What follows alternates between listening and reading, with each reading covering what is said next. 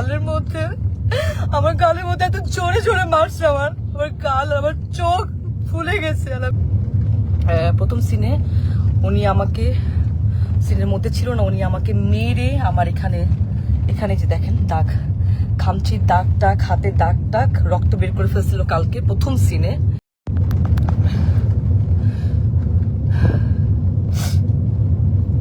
Hello, আসসালামু আলাইকুম। আজকে আমি লাইভে আসছি একটা কথা বলার জন্য। আমার কাছে মনে হয় আমার এটা জানানো উচিত। সো আমি কখনো এইভাবে লাইভে আসিনি, ফর দ্য ফার্স্ট টাইম আমি লাইভে আসছি। সো আমি এই মুহূর্তে আছি হচ্ছে মানিকগঞ্জ।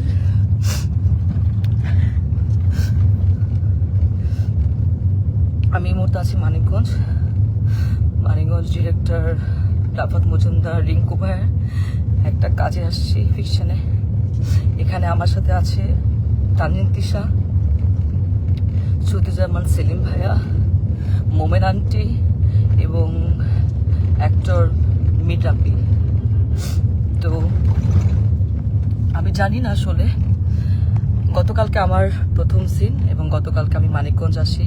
এসে আমি তানজিন তিশা আপুর জন্য আমি খুব সুন্দর ঢাকা থেকে গিফট নিয়ে আসছিলাম, যে আমি তানজিন তিশা আপুকে গিফটগুলো দিব।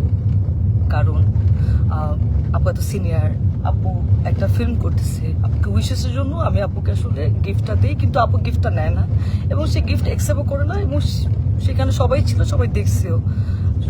তো আমি কিছু বলি না যে উনি হয়তো গিফট নেয় নেই, ঠিক আছে, মেনে নিচ্ছি। তো আমার প্রথম সিনে আমি যখন শুরু করছি, তখন সেখানে প্রথম সিনে উনি আমাকে, সিনের মধ্যে ছিল না, উনি আমাকে মেরে আমার এখানে যে দেখেন দাগ, খামচির দাগ টাগ, হাতের দাগ টাগ, রক্ত বের করে ফেলছিল কালকে প্রথম সিনে। এবং সেইটা যখন মনিটরে এসে আমি যখন দাঁড়াইছিলাম, তখন রিঙ্কু ভাইয়া এবং সেলিম ভাইয়া দুজনেই বলতেছিল যে তিশার কি হয়েছে, তোমার সাথে কি কোনো ঝামেলা আছে আগে, ও তোমাকে এভাবে মারলো কেন, বা কি আসে বিষয়। আমি তখন আসলে এক পর্যায়ে আসলে আমি বলে দিছিলাম যে হ্যাঁ, এর আগে আমি যখন আসলে নাটকে মুশফিকুর ফারহানের সাথে কাজ করতাম অ্যাজ এ কো আর্টিস্ট হিসেবে, তখন তিশা আপু আমাকে এরকম ফোন দিয়ে থ্রেট দিছিল যে হ্যাঁ, ফারহানের সাথে কাজ করতে পারবা না। আমাকে না, আরো অনেককে আসলে এরকম উনি ফোন দিয়ে থ্রেট দিছিল, যে কেয়া পায়েল, তারপর আরো অনেককে এরকম ফোন দিয়ে উনি থ্রেট দিছে যে কাজ করা যাবে না। তো আমি তখন বলছিলাম ওই সময়টা যে আপু, কেন আমি কাজ করবো না, আমি তো আর্টিস্ট, আমি তো সবার সাথেই কাজ করবো, ফারহান ভাইয়ের সাথে কাজ করবো, জোবান ভাইয়ের সাথে কাজ করবো, সবার সাথে। ফারহান ভাইয়ের সাথে কেন কাজ করবো না, কি সমস্যা কি? তখন আমি বলছি হ্যাঁ, ফারহান আমার জামাই হয়। আমি তখন কিছু বলি না, আচ্ছা ঠিক আছে, মনে হয় পার্সোনাল ওনাদের ব্যাপার হয়তো। তারপরে এরপরে গিয়ে কিন্তু আমি ফারহানকে জানাইছি ফোন দিয়ে যে ফারহান, তিশা আপু কিন্তু আমাকে ফোন দিয়ে এইসব কথাবার্তা বলছে, এইভাবে হলে তো কাজ করতে পারবো না। তো সেটাও তাও 1-2 বছর আগের কথা। যাই হোক, উনি হয়তো ওই ক্ষোভ বা এই রাগ নিয়ে আসে কিনা, আই ডোন্ট নো। আজকে আমার সব সিন শেষ, আমি লাস্ট সিন। তো ওই সিনের মধ্যে লেখা ছিল যে আমি গিয়ে তিশাপুকে, সিনের মধ্যে লেখা যে আমি গিয়ে তিশাপুকে চট দিব এবং চট দেওয়ার পর উনি ওইখান থেকে চলে যাবে, এটা সিনের মধ্যে লেখা। তো আমি টেকনিক্যালি, আমরা তো টেকনিক্যালি কিন্তু আসলে আর্টিস্টকে আমরা যদি কেউ কাউকে মারে বা আঘাত করে, আমরা কিন্তু খুব সফটলি টেকনিক্যালি সেটা করি। তো আমি তিশা আপুকে খুব আস্তে করে গালের মধ্যে জাস্ট একটু গালে হাত লাগাইছি। উনি চলে যাওয়ার কথা ছিল, কিন্তু উনি চলে না গিয়ে, উনি সিনের মধ্যে, ক্যামেরা ওপেন ছিল, ক্যামেরা ওপেনের সিন চলতেছে, মানিকগঞ্জে এখানে অনেক মানুষ ছিল, তারপর ডিওপি ভাই আরো সবাই ছিল, এডিটর সবাই ছিল, উনি ওইখানে আমাকে এমন ভাবে মারছে, আমার গালের মধ্যে এত জোরে জোরে মারছে, আমার গাল, আমার চোখ ফুলে গেছে। আর আমি আমি আমি মানে কথা বলতে পারতেছিলাম না, আমার এই জায়গাটা এত জোরে লাগছে, তো আমি নিতে পারি নাই। এন্ড উনি এটা ইন্টেনশনালি করছে, এবং করার পর আমি বললাম যে আপু, এটা কি করলেন, আপনি কেন মারলেন আমাকে, আপনার তো এটা সিনে ছিল না। এন্ড উনি আমাকে যা তা গালাগালি শুরু করছে। উনি জানি না আসলে উনি কিছু খাইছে কিনা, কারণ উনি গতকালকেও খুব উইয়ার্ড আচরণ করছে। গতকালকে উনি এরকম 40 মিনিট 50 মিনিট এরকম বাথরুমের মধ্যে আটকা থাকতো। কি খায় না খায় আমরা জানি না, মানে গায়ের থেকে গন্ধ আসে অ্যান্ড কেমন যেন পাগলের মতো অ্যাটিটিউড করতেছে। এখন উনি কি নেশা করছে কি নেশা করে না সেটাও আমি জানি না, কিন্তু কেমন যেন পাগলামির মতো আচরণ করছে অ্যান্ড এটা সবাই সেটা দেখতেছে, সবাই দেখতেছে। তো উনি আমাকে চড়া মারার পর আমি বললাম যে আপু আপনি এটা কি করলেন, আপনি কেন মারলেন আমাকে এভাবে, সবাই তো দেখছে। তো উনি আমাকে বলে, আমি পরে ওনাকে বললাম যে আমি কিন্তু একটু সিকিউরিটিকে জানাবো আপু, আপনি যে আমার সাথে এটা করলেন এটা আপনি ঠিক করেন নাই, আপনি আমাকে এভাবে মারতে পারেন না। তো উনি আমাকে বলে যে ও আচ্ছা একটু সিকিউরিটিকে জানাবা, ও ভাইরাল হবা, একটু ভাইরাল হতে চাও।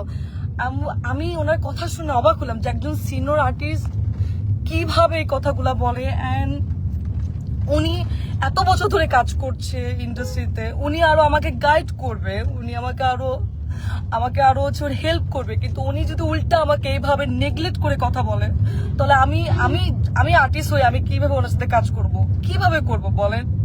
এন্ড ওইখানে সবাই আমাকে মানাতে আসছে, আমি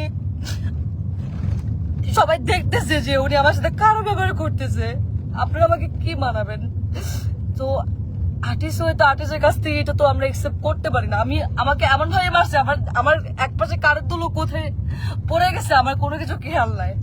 তো আমি এখন ঢাকায় চলে আসতেছি, আমি একটু সিকিউরিটিকে জানাবো যে একজন সিনিয়র আর্টিস্ট হয়ে এইভাবে যদি আর্টিস্টকে স্ক্রিনের মধ্যে শুটে গিয়ে যদি এভাবে মারে এবং যাচ্ছে তাচ্ছে ভাবে খারাপ ব্যবহার করে তাহলে তো সেটা মেনে নেওয়া যায় না, এইভাবে তো কাজ করা যায় না। আমি তো এর আগেও মেহজাবিন আপুর সাথে কাজ করছি, কাজের দিন রাত্রি, সেখানে বিকি ভাইয়ের কাজ করছি। কই মেহজাবিন আপু তো আমাকে এত সুন্দর করে কিভাবে কাজ করতে হবে আমাকে সাজেশন দিছে, আমাকে এত সুন্দর করে ট্রিট করছে। তোমার কাছ থেকে আমি শিখছি, আমি তো ভাবছি আমি তিশাপুর কাছ থেকে শিখবো, কিন্তু তিশাপু আজকে যেটা করলো এটা এটা এটা তো আমার সাথে অন্যায় হয়েছে, এটা তো ঠিক হলো না, এটা তো একদমই ঠিক হলো। আমি তো কাজ করতে গেছি, আমি তো আসলে এটা তো আমি আশা করি নাই। তো যাই হোক, এখন সেলিম ভাইয়া ওনারা সবাই এখানে ছিলেন, সেলিম ভাইয়া ওনারা সবাই দেখছে, এখন ওনারা জানে ওনারা কি ডিসিশন নিবে। কিন্তু আমি ঢাকায় যাচ্ছি, আমি একটু সিকিউরিটিকে জানাবো যে ওনারা আসলে কি ব্যবস্থা নিবে। এবং আজকে যদি এরকম একজন আর্টিস্টের সাথে কাজ করে, মানে আমার যদি এই অবস্থা হয় তাহলে যারা কাজ করছে প্রিভিয়াস বা তারাই বা কি ফেস করছে। তো আমি তো সবসময় আশা করি যে আমি যারা সিনিয়র, যারা মেহজাবিন আপু বা যাদের সাথে কাজ করব, কখনো সামনে যখন কাজ করব তাদের কাছ থেকে আমি শিখবো। কিন্তু তানজিন তিশা আজকে উনি যেটা করলো আমার সাথে, আমি এত নাইসলি ওনাকে গিফট দেওয়ার চেষ্টা করলাম, সেটাও তো নিল না, উল্টা আমাকে মারলো শুটিং সেটে। এটা কি ঠিক করলো? আপনি তো সিনেমা করছেন না, তানজিন তিশা তো সিনেমা করছে, তো একজন সিনেমা আর্টিস্ট তার তো মনটা অনেক বড় হওয়ার কথা ছিল, সে তো আর আমাদেরকে শিখাবে, গাইড করবে, কিন্তু সে সবার সামনে আমাকে এভাবে মারলো।